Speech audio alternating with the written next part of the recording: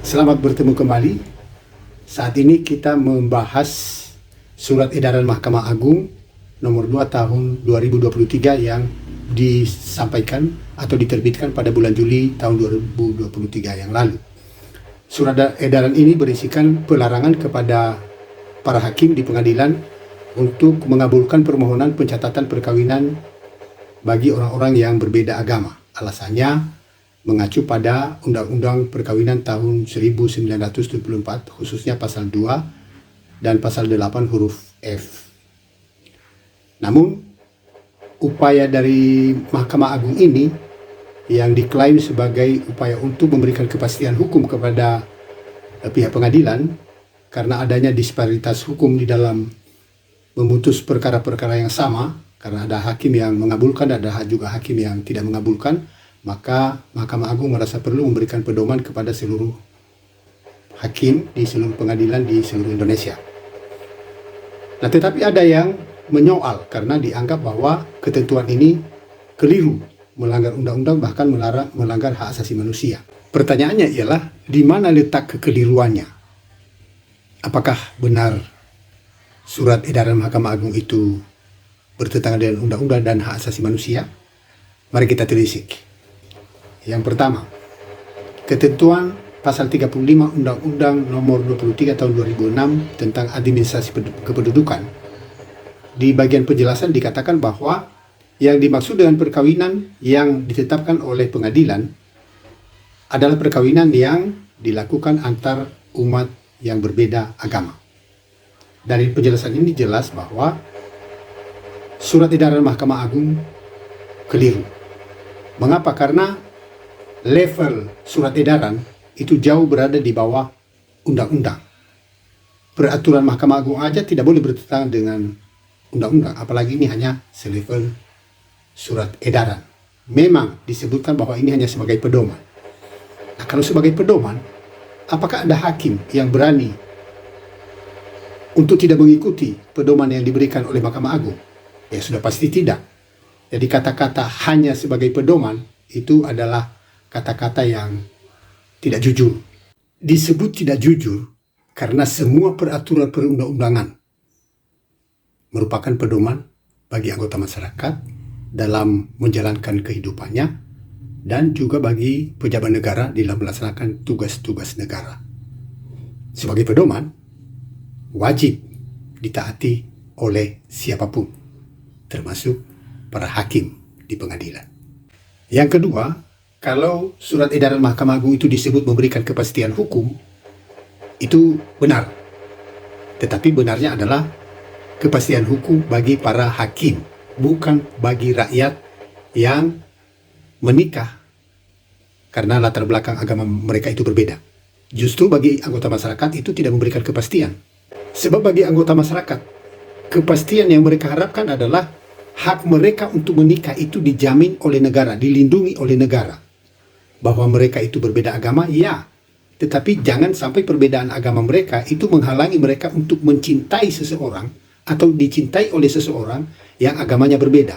Nah, di sini kelihatan sekali bahwa surat edaran Mahkamah Agung itu tidak melulu hukum, melainkan sudah ditunggangi oleh kepentingan politik dari penganut agama tertentu yang pada saat ini boleh dikatakan memiliki kekuasaan untuk menentukan undang-undang.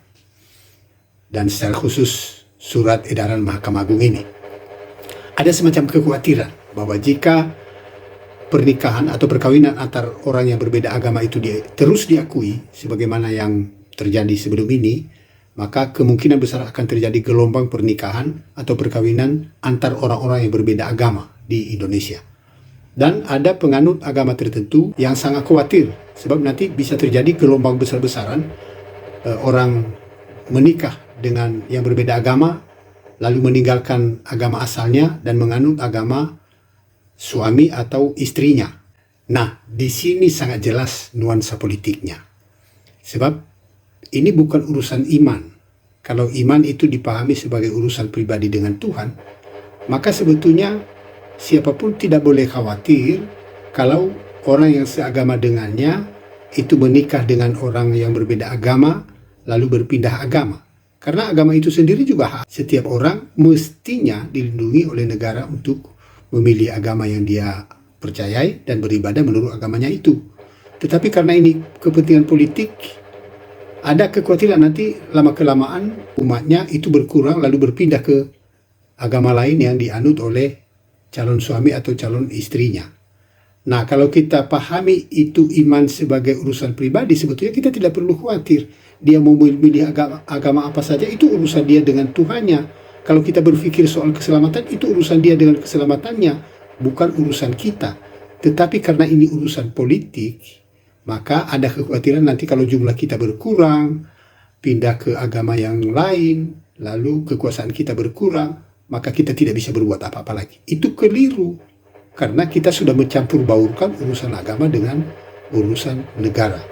Mestinya kalau kita percaya bahwa negara melindungi segenap bangsa Indonesia, seluruh anggota masyarakat Indonesia, maka negara tidak memperlakukan diskriminasi antara orang-orang yang berbeda agama.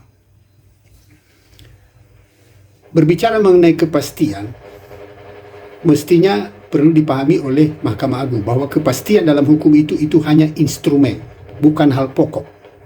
Hal yang pokok adalah keadilan bagi anggota masyarakat. Jika terjadi pertentangan antara kepastian dan keadilan, maka yang diutamakan adalah keadilan. Keadilan adalah hukumnya hukum.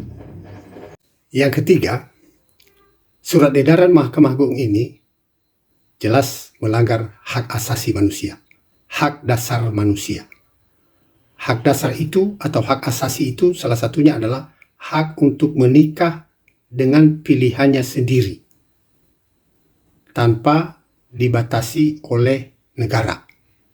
Nah, surat edaran ini jelas bukan hanya membatasi, tapi mencabut hak itu dalam diri orang-orang Indonesia jika menikah dengan orang yang berbeda agama dengannya. Padahal mestinya hak asasi itu dilindungi. Orang menikah dengan siapapun, mau menikah dengan orang Eropa, Amerika, Afrika, Jepang, Korea, atau orang-orang sebangsanya sendiri dengan yang berbeda agama, itu mestinya dilindungi. Karena persoalan agama, persoalan iman, itu bukan urusan negara, tetapi urusan pribadi orang yang menganutnya kepada Tuhan yang dipercayainya. Oleh karena itu, surat edaran Mahkamah Agung ini sudah saatnya ditinjau dan dicabut. Digantikan dengan surat edaran yang sifatnya mengukuhkan penggunaan hak asasi bagi warga negara Indonesia sendiri. Jika Anda punya tanggapan yang berbeda dengan pemahaman ini, silakan tulis di kolom komentar sebagai bahan diskusi kita. Saya tunggu.